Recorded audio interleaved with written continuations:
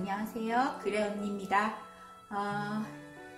오늘 어떤 분이 저에게 이제 제가 이 감정에 대한 책을 내고 나니까 저에게 질문이 들어왔어요. 이제 아무래도 감정 관리가 되게 어렵다. 우리가 사람 살면서 인간관계만큼 어려운 게 어디 있겠습니까?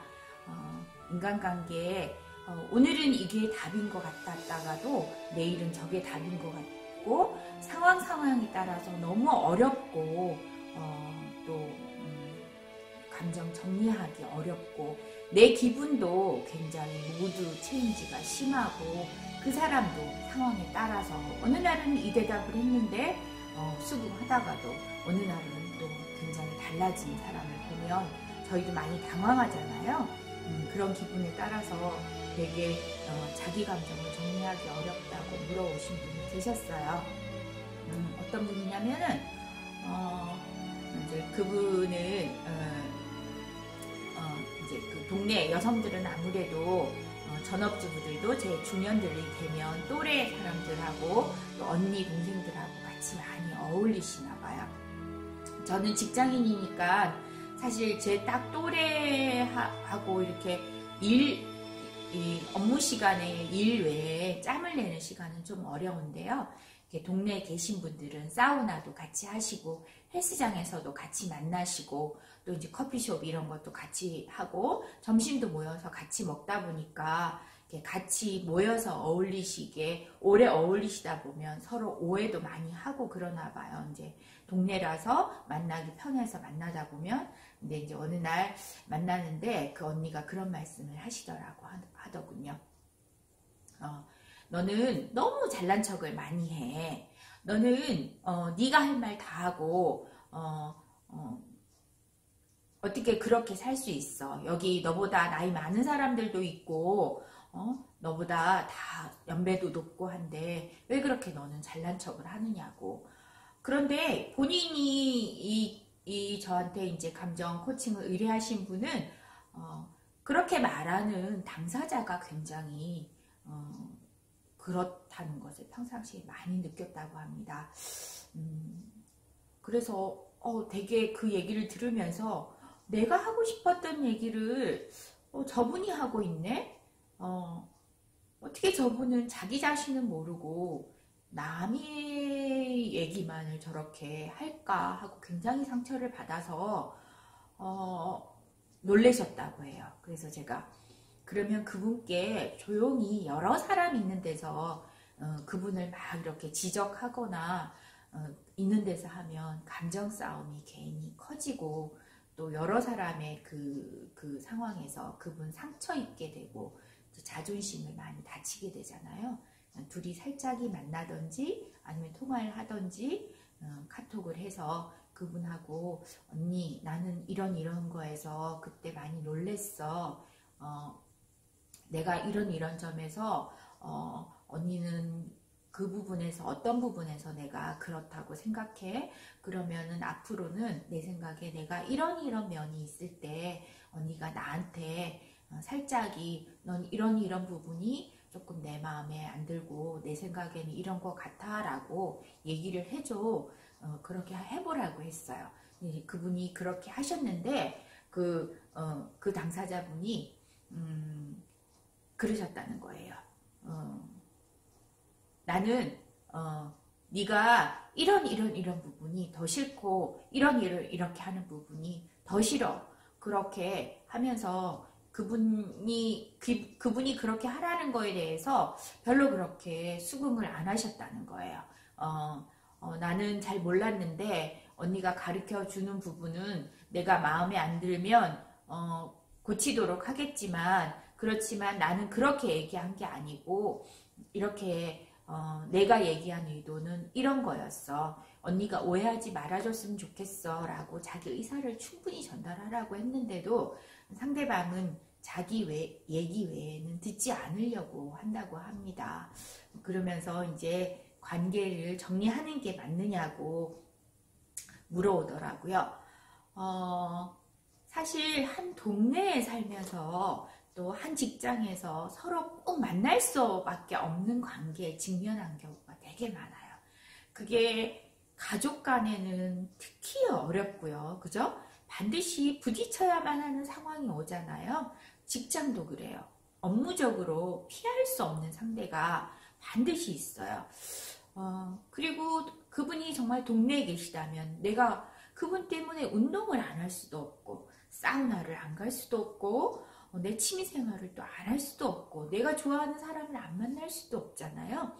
그랬을 때는 만약에 그분을 피하려고 하다 보면 나의 다른 사람들이 다 위축이 되잖아요. 그랬을 때는 어떻게 하는 게 나을까요? 제 생각에는 진심의 호소를 하는 수밖에 없다고 생각합니다. 진심의 호소를 하면서 내 얘기를 진심으로 들려주는 거죠. 언니, 정말 근데 이건 진심을 가지고 하셔야 돼요. 왜냐하면 나에 대해서 분명히 오해한 부분도 있을 것이고, 진심으로 호소하면, 그 호소가 받아들이지 않는다면, 그건 어쩔 수 없는 것 같아요. 그게 부모 자식 간이든, 아니면 정말 가족 간, 형제 간이든, 절친 사이든, 내가 어떤 진심을 호소했는데 내 얘기를 들어줄 그런 마음이 정말 이렇게 손톱만큼도 없다는 사람이면 그건 나의 존재 자체를 인정하지 않는 거 아닐까요? 내가 정말 내 진심을 다 이해시키고자 노력에 노력을 거쳐서 내 진심을 최대한 다 표현하고 내 진심을 내보였는데도 내 진심을 받아들이지 않는 사람이면 내 진심을 단호하고 진실되게 그리고 아주 조근조근 얘기를 다 했는데도 정말 받아들이지 않는다면 너무 가슴이 아프지만 우선은 거리를 좀 두는 게 맞다라고 생각합니다.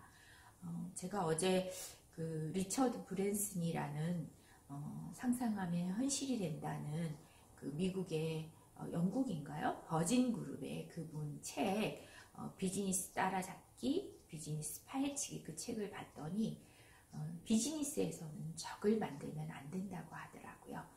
적은 만들 수 있지만 반드시 한 1년 후쯤 지난 다음에 먼저 전화를 걸어라. 먼저 전화를 걸어서 식사 한 끼 하자고 해라. 비즈니스에서는 우리가 그렇잖아요. 비즈니스에서는 정치 세계도 그렇다고 하죠. 어제의 적이 오늘의 동지가 되고 오늘의 동지가 내일의 적이 된다고 합니다. 사람 인간관계도 사실은 주고받는 것이기 때문에 어떻게 될지는 모르거든요. 그분이 왜 그런 상황이었는지는 모르지만 우선은 약간 거리를 두고 조금 지나다 보면 나도 모르게 자연스럽게 해결될 때도 있고 또 그분하고 정말 인연이 되거나 부모 자식 간에 그런 오해의 소지가 쌓였던 거라면 시간이 해결해 주는 것도 많다라고 생각합니다.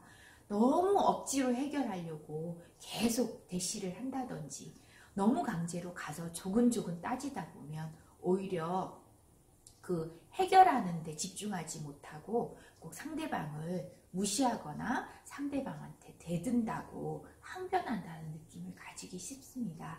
그럴 때는 내가 1보 전진을 위한 2보 후퇴라고 생각하시고 시간적인 여유를 좀 더 보시는 것도 굉장히 좋은 방법입니다.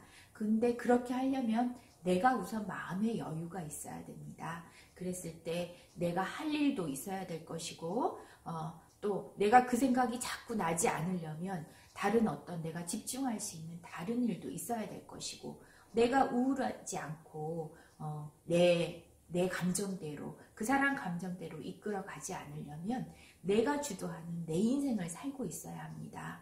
부모님이든 친구든 가족이든 내 인생, 내 감정을 주도해 나가는 사람한테 끌려다니다 보면 어느 순간 폭발하고 말고 또 그 사람 때문에 인생이 우울해지고 괴로워지는 현상이 나기 때문에 내 감정에 그 사람을 따라오게 하려면 내가 이 시점에는 좀 여유를 두고 이 사람을 조금 멀리 해야 되겠구나. 시간을 좀 두고 여유가 필요하겠구나, 이런 판단이 좀 쓰는 것 같아요. 그래서 그분한테는 여유를 조금 두시고 생각을 하고, 그러면 오해가 풀릴 수도 있고 시간이 해결해 줄 수도 있고, 또 상황이 바뀌어서 어떤 다른 극적인 관계에 서로 필요한 관계가 될 수도 있으니까 조금 여유를 가져보라고 말씀드렸답니다. 사람의 관계란 일방적으로 주는 것도 없고 일방적으로 받는 것도 없습니다. 반드시 감정이란 서로 주고받게 되어 있기 때문에 내가 감정이 그렇게 롤러코스터를 타고 있다면 내 감정이 조금 잔잔해질 때까지 사이를 조금 두는 것도 굉장히 괜찮은 방법이고요. 세월이 약이라는 말이 있잖아요. 시간이 많이 지나고 나면 그때 그 격동치던 막 소용돌이 치던 그 아픔이나 고통이나 분노 같은 것도 굉장히 사그라들어서 잔잔해지면서 내가 멀리서 바라볼 수 있는 굉장히 평온한 상태가 되는 경우가 많거든요.